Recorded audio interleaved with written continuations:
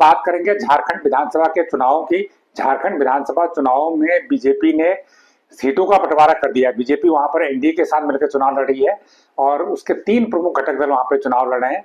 BJP 68 सीटों पर चुनाव लड़ेगी और 10 सीटें उसने झारखंड स्टूडेंट यूनियन, जो वहां की एक क्षेत्रीय पार्टी है, उसको दी हैं और 2 सीटें जेडीयू दी हैं, जनता दल यूनाइटेड को दी हैं, जो बिहार में बीजेपी का सहयोगी दल है, और 1 सीट उसने लोक जनशक्ति पार्टी को दी है, जो केंद्र सरकार में बीजेपी की भागीदार है। 5 सांसद हैं उसके पास।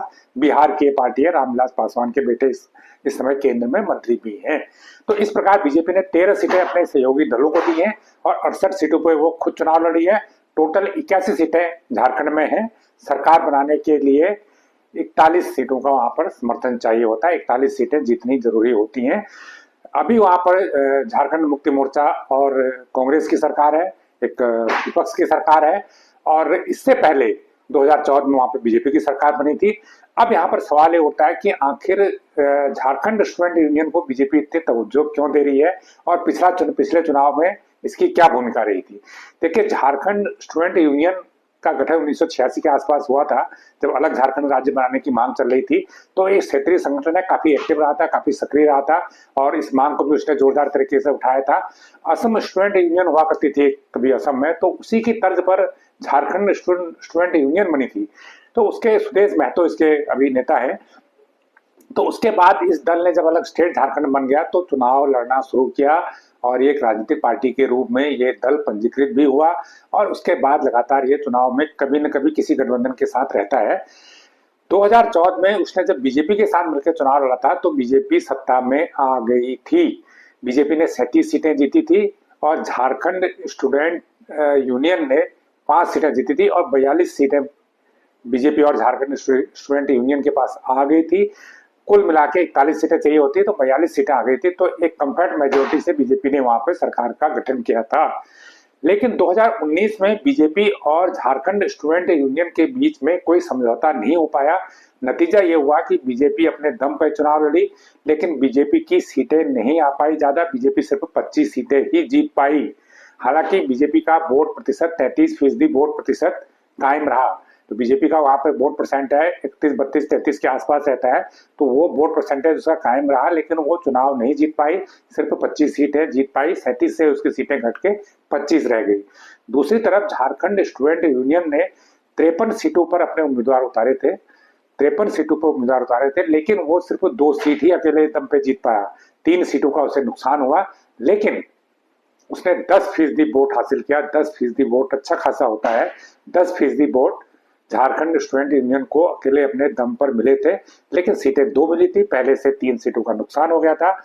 अब इसके बाद बीजेपी को भी समझ में आया और झारखंड स्टूडेंट यूनियन को भी समझ में आया कि अलग अलग चुनाव लड़ने से कोई फायदा नहीं है, मिलकर चुनाव लड़ने से फायदा है। अगर मिलकर चुनाव लड़ा होता तो शायद पिछले चुनाव में बाजी पलट गई होती, स्थिति कुछ और होती। लेकिन जो पिछली बार नहीं हो पाया, इस बार दोनों दल गठबंधन को आतुर थे।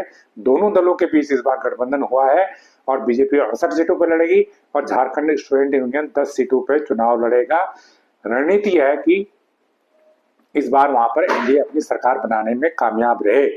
क्योंकि बीजेपी और जनता दल यूनाइटेड भी बिहार में एक सहयोगी दल है और जेडीयू का समय समय पर चुनाव लड़ते रहा है वहां पर झारखंड में। कभी 1 कभी 2 सीटें जीती भी है उसने, तो वहां पर उसका थोड़ा बहुत असर भी है। तो 2 सीटें जेडीयू को भी दी गई है, तो ये 2 सीटें जेडीयू की वहां पे कारगर रहेंगी। और एक इसलिए भी जेडीयू को 2 सीटें देना वहां पर जरूरी था। तो जेडीयू का जो अति पिछड़ा तबका है और जो मुस्लिम जो वहां पे आबादी है, उसमें ये सेंध लगा लेगा थोड़ा बहुत। तो वो वोट जो मुस्लिम वोट अकेले बीजेपी को तो नहीं मिलने से, लेकिन अगर वही सीटें अगर जेडीयू को मिल जाएंगी तो जेडीयू हो सकता है वहां से 2 सीटें निकाल ले या 1 सीट निकाल ले। इसी प्रकार एलजेपी का भी जो एक पिछड़ा वोटर वहां पे काफी है, तो पिछड़े तबके के अति पिछड़े तबके के वोटर वहां पर हैं, तो एलजेपी को भी 1 सीट इसलिए दी गई है कि वो अपने वोटर को समेट सके और एक मैसेज एनडीए के नाम पे दिया जा सके कि एनडीए एकजुट है।